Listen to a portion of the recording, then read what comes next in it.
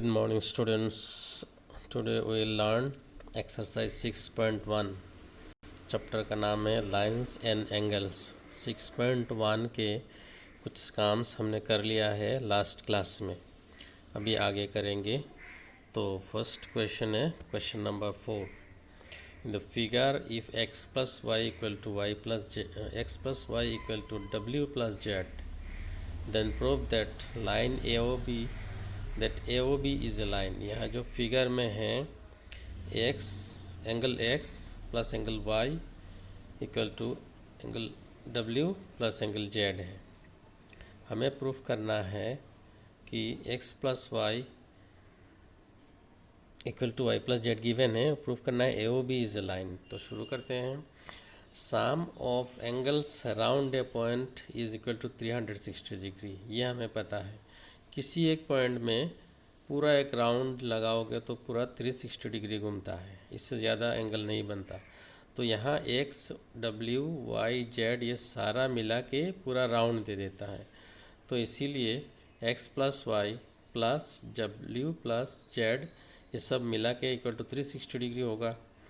और x plus y plus z plus डब्ल्यू को हम लिख सकते हैं एक्स प्लस वाई, गिवन है ये।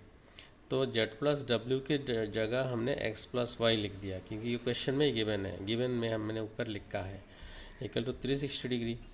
अभी क्या हो गया, x plus y plus x plus y, x plus y दो बार हो गया, तो इसीलिए 2 into x plus y equal to 360 degree.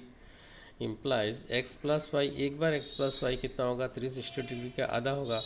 तो इसीलिए 2 into x plus y equal to 360 degree implies x plus y equal to 360 degree by 2, that means 180 degree. X और plus y add करेंगे तो हमें आ रहा है 180 डिग्री, और एक्स प्लस वाई 180 डिग्री। तो इसका मतलब A O B is a line, क्योंकि ये एडजेसेंट है, एक्स और वाई दोनों एडजेसेंट एंगल है। ए ओ बी इफ हमें पता है if the sum of adjacent angles is 180 degree, then the non common arms of the angles form a line. यहाँ एडजेसेंट एंगल एक्स और y है, और इनका दोनों नॉन कॉमन आर्म है ओ ए एंड ओ बी। तो इसलिए ए ओ बी एक स्ट्रेट लाइन होगा उसी पोस्टुलेट्स के आधार पे। If A O B is x plus y equal to 360, इसका मतलब दो एडजेसेंट एंगल ऐड करने के बाद 180 आ रहा है। 180 आने से हमें पता है नॉन कॉमन आर्म्स जो है वो एक स्ट्रेट लाइन बनाता है, तो यहाँ ए ओ बी एक स्ट्रेट लाइन बना देगा। तो ये प्रूफ है। नेक्स्ट क्वेश्चन है, in the figure 6.17 P O Q is a line. ये जो डायग्राम में P O Q is a line, ray O R is perpendicular to line P Q. O R जो है ओ से लेके आर तक सीधा जाओ तो ऊपर वो परपेंडिकुलर है, मतलब 90 डिग्री किया हुआ है लाइन के साथ। O S is another ray lying between rays O P and O R. O S जो है वो ओ पी और ओ आर के बीच में है कहीं पे। Prove that angle R O S equal to half angle Q O S minus P O S. तो ये हमें प्रूफ करना है। तो शुरू करते हैं solution. Ray O R is perpendicular to line P Q. P Q के ऊपर जो है ओ आर एक परपेंडिकुलर लाइन है, तो इसका मतलब इसका दोनों साइड का एंगल जो है वो 90 डिग्री होगा। देयरफॉर क्यू ओ आर, ये क्यू से शुरू करो ओ तक जाओ फिर ऊपर जाओ, यहाँ जो एंगल बनता है क्यू ओ आर के बीच में वो 90 डिग्री है। और ये किसका इक्वल है, पी ओ आर के इक्वल है। पी से शुरू करो ओ जाओ एक नीचे और हॉराइजेंटल वाला, देन ओ से ठीक सीधा ऊपर जाओ ओ आर, तो एंगल पी ओ आर बन गया। तो ये भी 90 डिग्री होगा, क्योंकि एक लाइन के ऊपर टोटल 180 डिग्री बनता है और दोनों 90 होगा। इसीलिए क्योंकि राइट साइड वाला 90 डिग्री गिवन है, दैट मीन्स हमें गिवन है Q O R equal to 90, तो लेफ्ट पार्ट भी 90 होगा। तो इसको नंबर 1 बना दो। Again Q O S, angle Q O S, Q से शुरू करो ओ तक जाओ देन एस तक जाओ, तो यहाँ बीच में जो मिलता है वो दो एंगल बनता है, एक है 90 डिग्री वाला प्लस और एक छोटा वाला। तो 90 डिग्री वाला कौन सा है, Q O S equal to होगा क्यू ओ आर, ये 90 डिग्री प्लस दूसरा कौन सा है आर ओ एस। ये दोनों मिलाएंगे तो हमारा क्यू ओ एस बनेगा। ध्यान से देखो डायग्राम को। तो हो गया Q O S equal to Q O R plus R O S. ये नंबर 2 बनाओ। Similarly right P O S जो है, पी ओ एस ये लेफ़्ट पार्ट में है, आधा से लेफ़्ट साइड में है। P O S, P O S को हम कैसे लिख सकते हैं, ये एंगल पी ओ आर, ये तो बड़ा हो गया, उससे माइनस करना होगा आर ओ एस। तो पी ओ आर से आर ओ एस माइनस करेंगे तो हमें पी ओ एस मिल जाएगा। तो इसीलिए लिखा P O S equal to P O R minus R O S. तो इसको नंबर 3 दे दिया। अभी 2 माइनस 3 करेंगे तो पहले लेफ़्ट साइड माइनस होगा। 2 का लेफ़्ट साइड में क्या है, एंगल क्यू ओ एस, और 3 का लेफ़्ट साइड में क्या है, एंगल पी ओ एस। तो ये माइनस होगा, पहले लेफ़्ट साइड पहले माइनस होगा, angle Q O S minus angle P O S equal to, अभी राइट साइड में जाओ। राइट साइड में नंबर 2 को इक्वेशन नंबर 2 में राइट साइड में क्या है, Q O R plus R O S लिख दिया एक ब्रैकेट के अंदर, माइनस इक्वेशन 3 में राइट साइड में क्या है उसको भी ब्रैकेट के अंदर लिख दो, P O R minus R O S.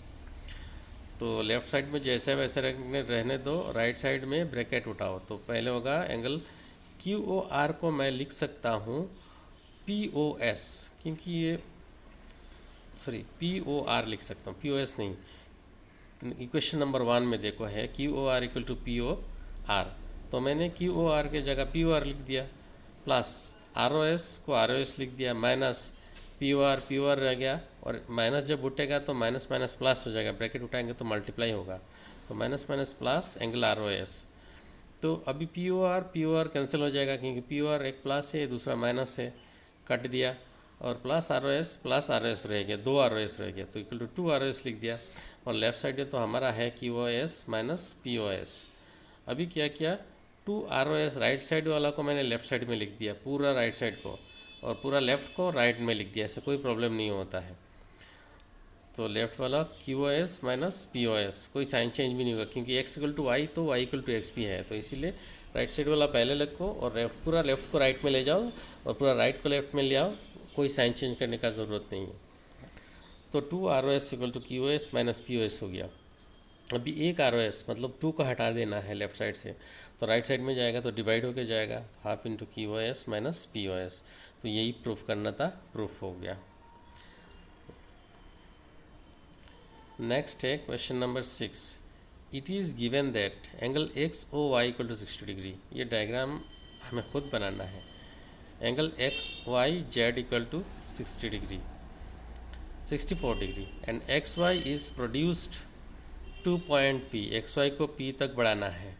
Draw a figure from the information if ray Y Q bisects angle Z Y P. Z Y P अगर बाइसेक्ट करता है Y Q, then find angle X Y Q and reflex of angle Q Y P. चलो, तो अभी जो information दिया है उसके हिसाब से डायग्राम बनाते हैं। पहले angle X Y Z equal to 64 बनाते हैं। तो angle X Y Z equal to 64 देखो सबसे राइट में है, वो एंगल एक्स वाई जेड है।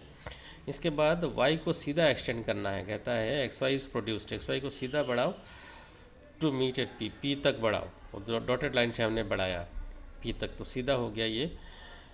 Draw a figure from the figure बना रहे हैं, रे वाई क्यू बाइसेक्ट्स। अभी जो वाई क्यू है पी बढ़ाने से हमें जेड वाई पी एक एंगल बना है, तो इसको वाई क्यू बाइसेक्ट करता है, तो इसका मतलब वाई क्यू जो है दोनों के बीचों बीच होगा, इक्वल होगा, बिल्कुल ये दोनों एंगल को इक्वल बनाएगा। बाइसेक्ट मतलब इक्वल। तो हमें निकालना है angle X Y Q and reflex of Q Y P. Reflex तो हमें पता है 180 से ज़्यादा होता है और 360 से लेस होता है। तो शुरू करें। Ray Y Z stands on line P X. Y Z ray को पहले देखो, वाई जेड कहाँ से का शुरू, वाई से शुरू होता है जेड तक जाओ, तो ये एक रे है वाई जेड, ये किसके ऊपर लाई कर रहा है पी एक्स के ऊपर। तो इसका मतलब इसका दोनों साइड में जो एंगल है वो 180 डिग्री बनाएगा। तो angle X Y Z, X से शुरू करो वाई तक जाओ जेड तक, यहाँ जो एंगल बना है बीच में Y X and Y Z के बीच में, तो उसका वैल्यू है 64। तो ये है X Y Z plus Z Y P, Z से शुरू करो वाई तक आओ पी तक जाओ, तो ये वाई जेड और वाई पी में जो एंगल बना है बीच में वो है Z Y P equal to 180 degree, क्योंकि लीनियर पेयर है, एक लाइन के ऊपर है दोनों एंगल, तो ये 180 डिग्री है। तो एक्स वाई जेड की जगह 64 लिख दिए, क्वेश्चन में गिवन है, plus Z Y P equal to 180 degree implies Z Y P equal to 180 degree minus 64 degree, 64 left side से आएगा तो इक्वल टू आ गया 116 डिग्री, जेड वाई पी निकल गया एक। अभी एक्स वाई क्यू रिफ्लेक्स निकलना है, X Y Q, X Y Q, देखो एक्स वाई क्यू कौन सा एंगल है, सॉरी क्यू वाई पी का रिफ्लेक्स निकल रहा है, Q Y P Q Y P Q Y P, तो लेफ्ट सब वाला एंगल है, क्यू से शुरू करो वाई तक जाओ पी तक जाओ, ये बीच में जो एंगल है उसका रिफ्लेक्स निकालना है। तो कैसे करेंगे, इसका रिफ्लेक्स कहाँ से शुरू होगा, ये देखो मैंने लाइन घुमाया राइट साइड में एरो दे के, ये इतना बड़ा एंगल होगा।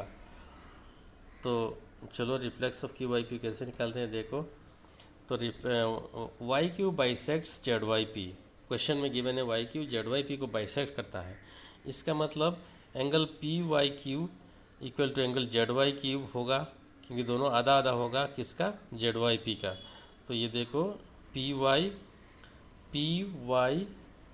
क्यू इक्वल टू क्या होगा, जेड वाई क्यू, क्योंकि दोनों वाई क्यू बाइसेक्ट कर रहा है, और ये किसका आधा होगा, पी वाई जेड का आधा होगा। तो ये हमने लिख दिया जेड वाई पी का आधा, half into Z Y P का वैल्यू हमने निकाल दिया 116, तो angle P Y Q equal to angle Z Y Q equal to 58 degree. अभी एक्स वाई क्यू का वैल्यू क्या है वो निकालते हैं, एक्स वाई क्यू किस किस का एडिशन होगा, X Y Z plus Z Y Q का, डायग्राम में है X Y Z plus Z Y Q करोगे तो एक्स वाई क्यू आएगा, और एक्स वाई जेड का वैल्यू पहले 64 गिवन है, और Y Z Y P Q का वैल्यू अभी अभी निकाला हमने 58 डिग्री, तो दोनों मिला के 112 डिग्री हो गया एक्स वाई क्यू का वैल्यू। अभी रिफ्लेक्स ऑफ ये हमें चाहिए इसलिए हमने निकाला है, reflex of Q Y P कितना होगा 360 degree minus Q Y P, Q Y P को छोड़ के बाकी 3 पूरा एक पॉइंट में 360 डिग्री होता है, तो रिफ्लेक्स निकालने के लिए उसी एंगल को माइनस कर दो, क्यू वाई पी को माइनस कर दो, ये देखो क्यू वाई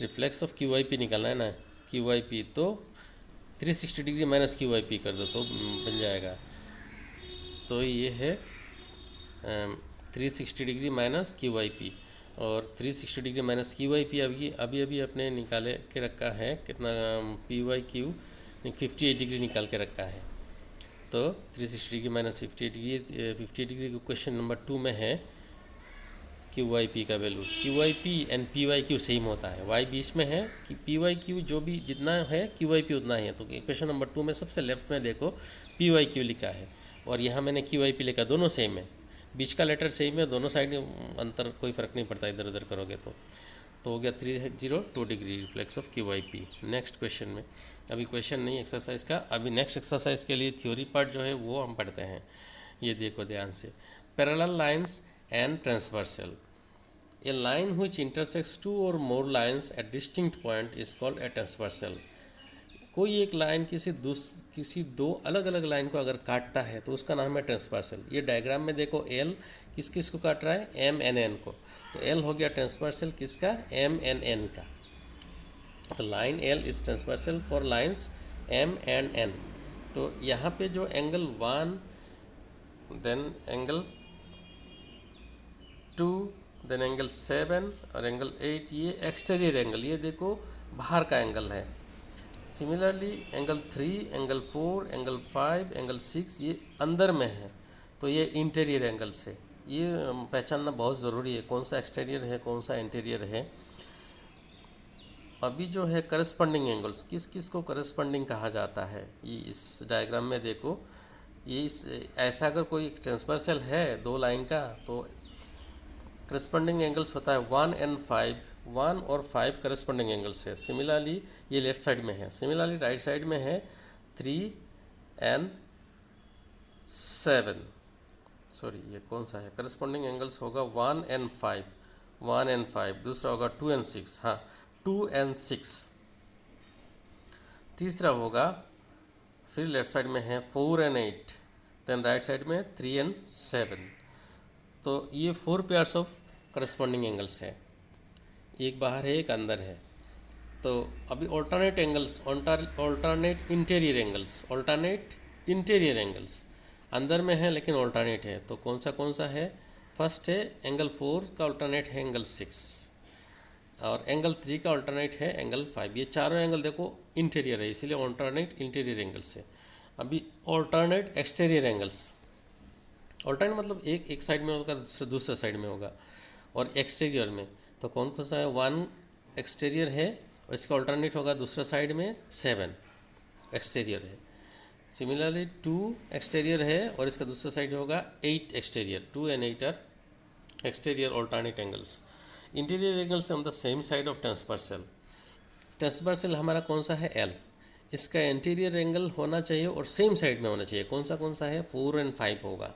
फर्स्ट 4 and 5 देखो अंदर भी है और एक साइड में है, इसका नाम है interior angles on the same side of transversal. Similarly right side में जाओगे तो कौन सा एंगल है? Interior same angles on the same side of transversal, that is L। तो 3 and 6 होगा, तो ये 3 and 6 है। ये आपको बार बार देख के समझना है कौन सा इंटीरियर एंगल है, कौन सा एक्सटीरियर है, कौन सा कॉरस्पॉन्डिंग है, कौन सा ऑल्टरनेट है, कौन सा ऑल्टरनेट इंटीरियर में, कौन सा ऑल्टरनेट एक्सटीरियर में है, ये आपको पता होना है। अभी एक है कि some of interior angles on the same side of interior angles on the same side of transversal are also referred to as consecutive interior angles और एलाइड एंगल्स और को इंटीरियर एंगल्स। ये तीनों नाम एक ही चीज़ है। Interior angles on the same side का क्या क्या नाम है? एक है कंसेक्यूटिव इंटीरियर एंगल्स, दूसरा है एलाइड एंगल्स, तीसरा है को इंटीरियर एंगल्स, और एक तो है ही हमारा interior angles on the same side of transversal. अभी axiom 6.3, if a transversal intersects 2 parallel lines then each pair of corresponding angles is equal. ये अगर कोई ट्रांसवर्सल 2 पैरेलल लाइंस को काटता है, सिंपल 2 लाइन को नहीं, दोनों लाइन पैरेलल होना चाहिए। ये दोनों पैरेलल लाइन को कोई एक ट्रांसवर्सल काटता है तो कौन सा एंगल इक्वल्स होता है? Then pair of corresponding angles is equal. मैंने ऊपर दिखाया करस्पॉन्डिंग एंगल्स, वो करस्पॉन्डिंग एंगल्स उस समय इक्वल होगा अगर लाइन पैरेलल होता है तो दोनों line. 6.4 axiom, if a transversal intersects 2 lines such that a pair of corresponding angles is equal then the two lines are parallel to each other। ये उसका ऊपर वाला का कन्वर्स पार्ट है। कोई अगर ट्रांसवर्सल इंटरसेक्ट्स करता है 2 लाइंस को और इसका pair of alternate angles equal हो जाता है या pair of corresponding angles equal हो जाता है, तो ये 2 लाइन जो है, जिस 2 लाइन को इस ट्रांसवर्सल ने काटा है वो दोनों लाइन पैरेलल होगा। ये एक्सियम 6.3 का कन्वर्स पार्ट, रिवर्स पार्ट है। इसके बाद theorem 6.2, if a transversal intersects 2 parallel lines then each pair of alternate interior angles is equal. ये देखो एक ट्रांसवर्सल है L, M और N दोनों पैरेलल लाइन है, इसको कट किया। अभी कहता है ऑल्टरनेट इंटीरियर एंगल्स, तो ऑल्टरनेट कौन सा है? इंटीरियर में भी है, 2 and 3 है ऑल्टरनेट एंड इंटीरियर ऑल्सो, तो ये इक्वल होगा, थ्योरम कहता है। तो 2 and 3 are equal, 1 and 4 are equal, तो ये है थ्योरम 6.2। अभी theorem 6.3, if a transversal intersects 2 lines then each pair of interior angles on the same side of transversal is supplementary. Supplementary मतलब दोनों एंगल ऐड करके 180 आने से ये 2 एंगल का नाम है सप्लीमेंटरी एंगल्स। अभी देखो ये थ्योरम क्या कहता है, कोई ट्रांसवर्सल इंटरसेक्ट करता है 2 लाइंस को, then each pair of interior angles, जैसे ऑन द सेम साइड, पहले लाइन का लेफ्ट साइड में कौन सा एंगल है? 2 and 4, तो 2 + 4 = 180 डिग्री होगा। सिमिलरली लाइन का राइट साइड में इंटीरियर कौन है? 1 and 3 एक साइड में होना चाहिए, तो ये दोनों का ऐड करेंगे तो 180 होगा। इसका मतलब angle 1 and 3 are supplementary and angle 2 and 4 are supplementary. ये थ्योरम जो है वो याद रखना। नेक्स्ट है theorem 6.5, if a transversal intersects 2 lines such that a pair of interior angles on the same side of the transversal is supplementary then the 2 lines are parallel। ये उस ऊपर वाला थ्योरम का ये कन्वर्स पार्ट है।